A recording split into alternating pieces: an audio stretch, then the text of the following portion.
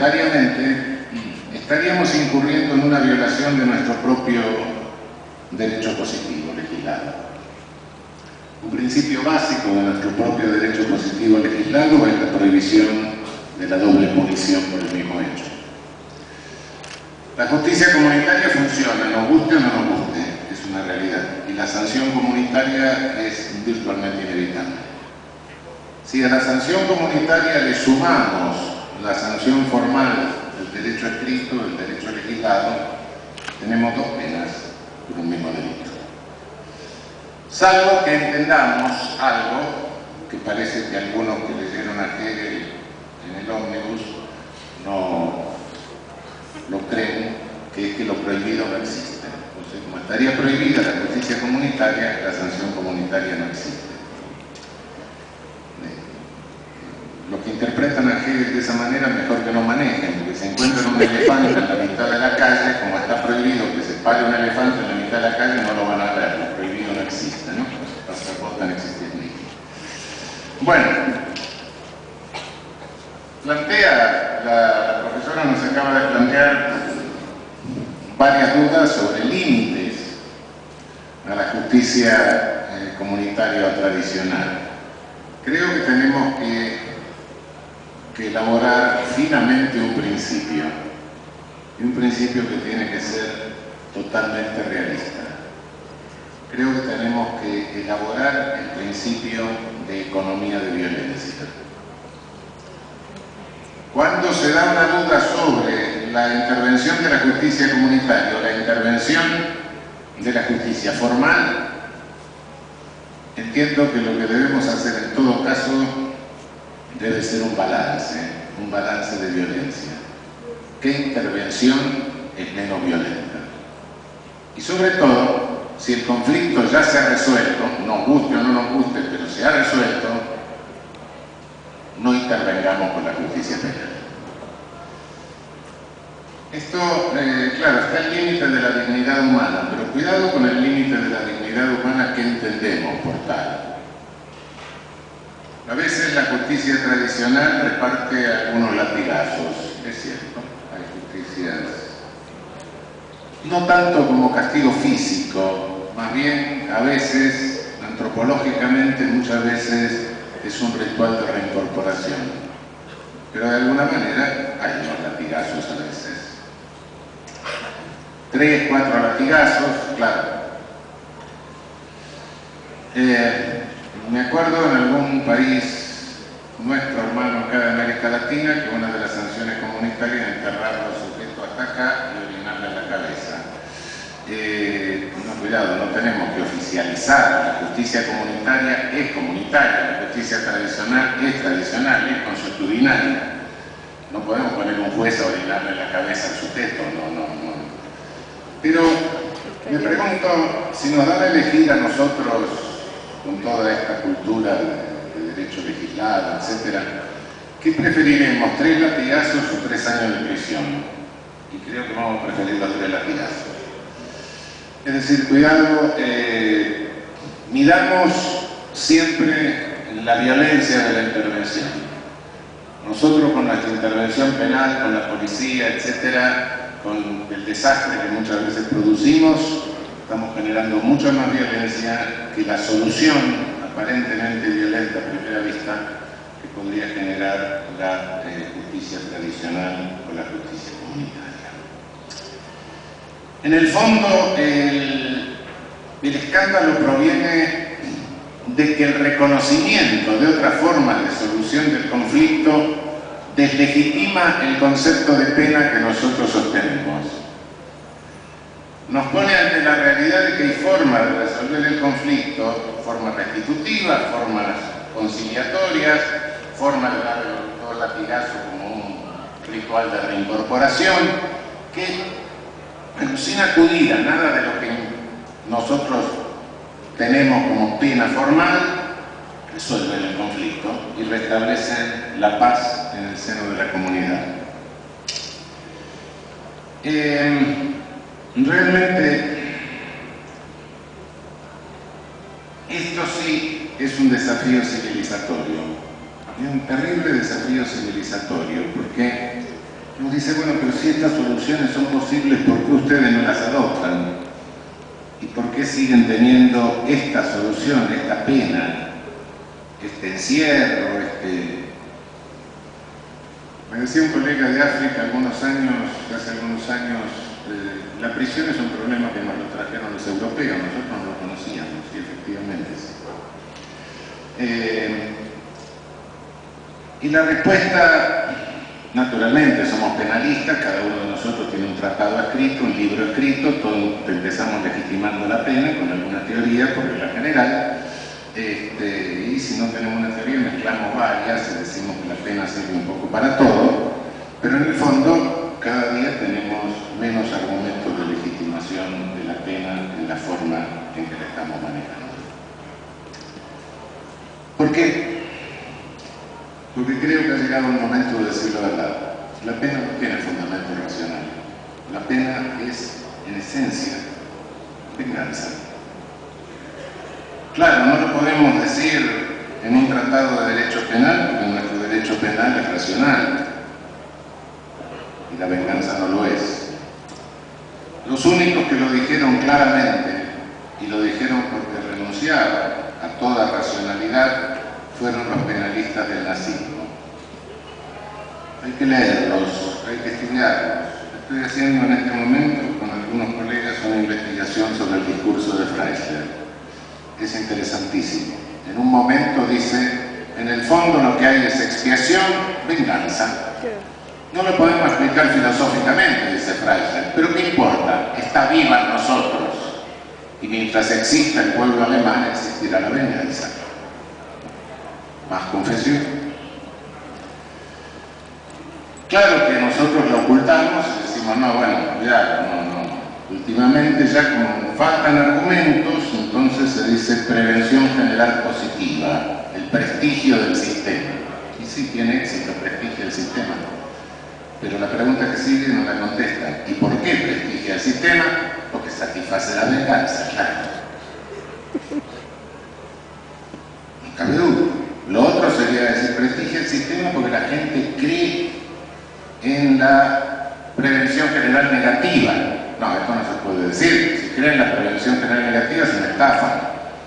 Y si funciona la prevención general negativa, entonces no invente la positiva. Manéjese con la negativa.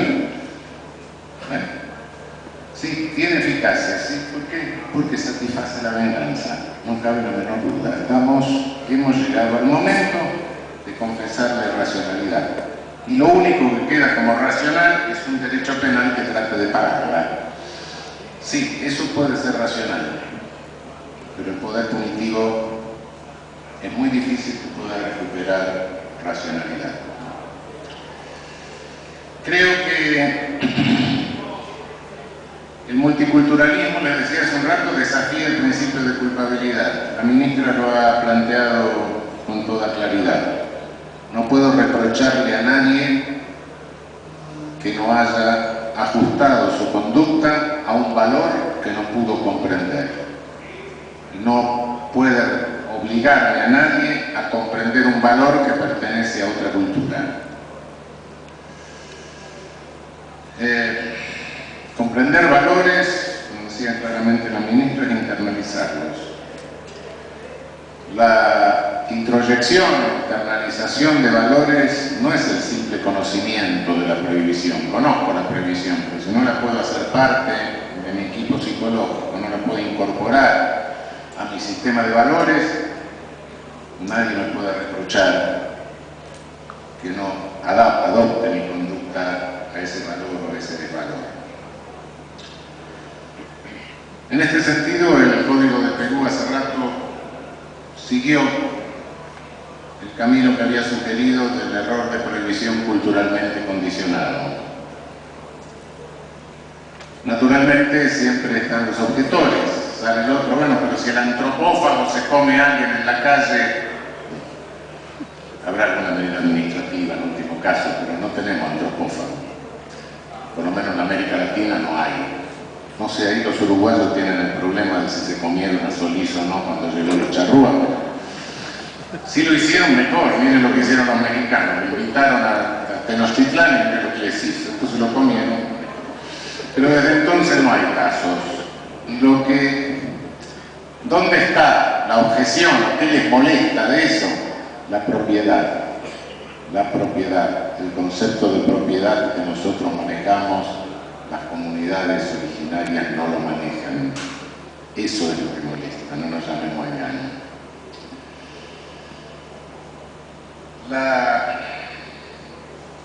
Por eso creo que hay que defender el concepto más tradicional de culpabilidad y profundizarlo. No en vano nos llega algún discurso jurídico que dice no hay que destruir ese concepto, la culpabilidad tiene que ser la medida de la necesidad de prevención general positiva. La culpabilidad es la medida de lo necesario para prestigiar al sistema. Qué bien.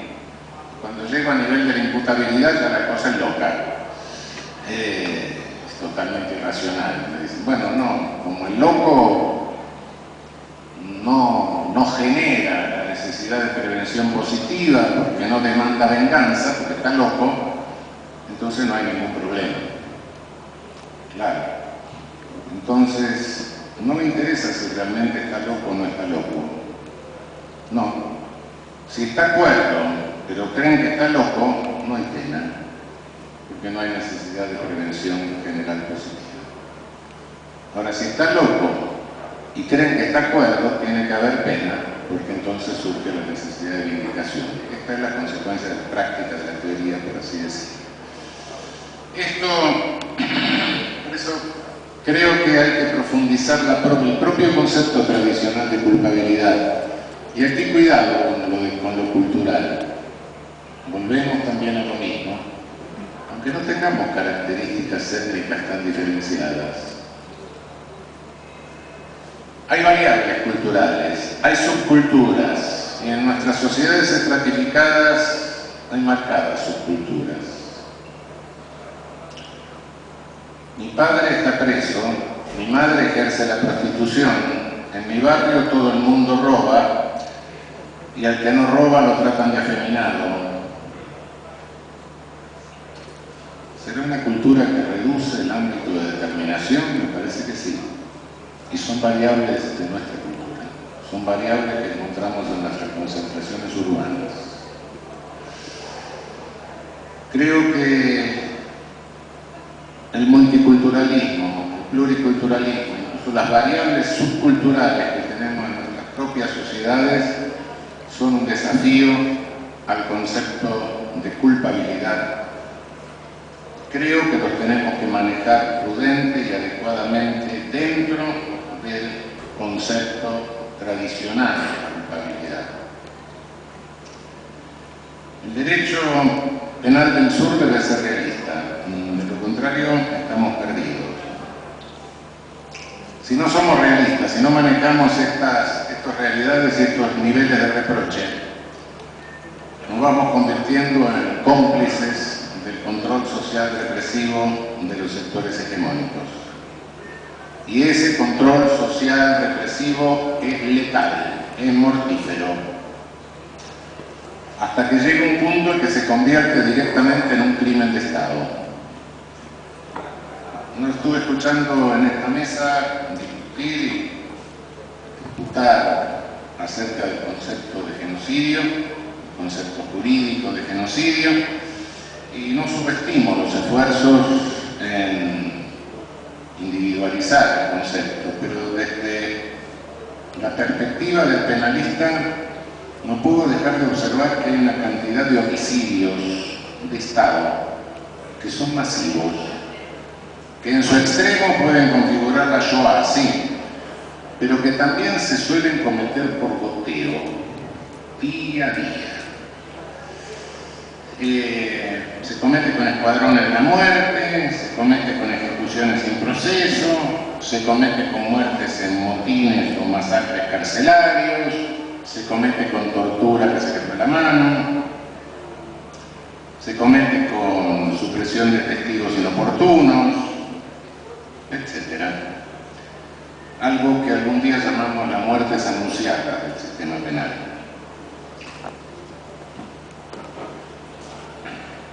El penalista del Sur no ejerce el poder punitivo, pero debe teorizar para enseñarle a sus jueces que también que hay penas ilícitas que se cumplen, hay penas ilícitas que se ejecutan y que las debe tomar en cuenta a la hora de imponerle una pena lícita. Sí, esto en el norte no se plantea por regla general. Nos guste o no nos guste, tenemos un sistema penal violento. Nos guste o no nos guste, tenemos torturas. No nos podemos conformar diciendo, bueno, no, como no tenemos tortura sistemática, la tortura no existe. No, existe. Quizás no sistemáticamente, pero existe. Existe cultura, existen malos tratos, existen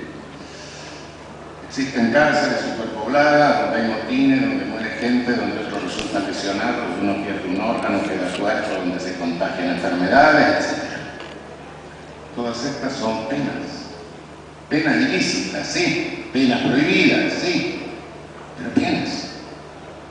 Hay penas prohibidas y penas no prohibidas. Estas son penas prohibidas. Bueno, cuando se ejecutó la pena prohibida, a la hora de imponerle la pena lícita se la tengo que descontar. De lo contrario, vuelvo al Hegel de hace un rato, el elefante en la mitad de la calle. Lo prohibido no existe. No, lo prohibido existe y existió y hay que tenerlo en cuenta, por lo menos a la hora de imponer la pena lícita. Ahora, si hay que absolverlo, mala suerte, porque ahí no se le puede dar un cheque para blanco para la próxima. Estas son algunas realidades y algunos problemas que nos plantea el poder punitivo del Sur. Podría decir otro más. Creo que lo que el pluriculturalismo, tal cual lo planteó la profesora Sebastián, es un hermoso tema para cerrar este congreso. Creo que nos enfrenta a decir, bueno, esa culpabilidad tan discutida como elemento propio del derecho penal, porque los demás elementos, los delitos del derecho penal, los demás caracteres del delito, ahí nos ayuda el civil, cuando llegamos a la culpabilidad, ese es nuestro, y ahí patinamos, ahí es donde realmente nos disolvemos. Bueno, ese elemento de culpabilidad, ese reproche jurídico penal, sufre un enorme desafío con el pluralismo cultural, pero creo que si lo profundizamos en su sentido originario y tradicional, no tratando de esconderlo, de cambiarlo, escamotearlo por otra cosa, también de ahí podemos sacar las distintas soluciones. De esta manera retomo lo que decía el ministro sobre el proceso de democratización y de dinamización de la sociedad. El derecho penal no va a dinamizar la sociedad. La criminología nos puede explicar los procesos, cómo se van dando, cómo opera el poder punitivo para parar la dinámica democratizadora, la lucha de nuestro pueblo, ¿sí? El derecho penal no va a impulsar ninguna democratización, tengámoslo claro. Pero sí tiene una función fundamental y básica, que es la de contener las fuerzas que impiden la democratización y por ende la de posibilitar y garantizar el espacio de dinamización social de nuestros pueblos. Muchísimas gracias nuevamente a todos, muchísimas gracias a la Federación de Industria Panaderil de la provincia de Buenos Aires, que nos ha atendido tan bien. Muchísimas gracias a los muchachos del Ministerio y de la Secretaría de Justicia de la Nación. Y muchísimas gracias a los muchachos de mi equipo. Sin ellos esto no se hubiera podido hacer. Gracias a todos.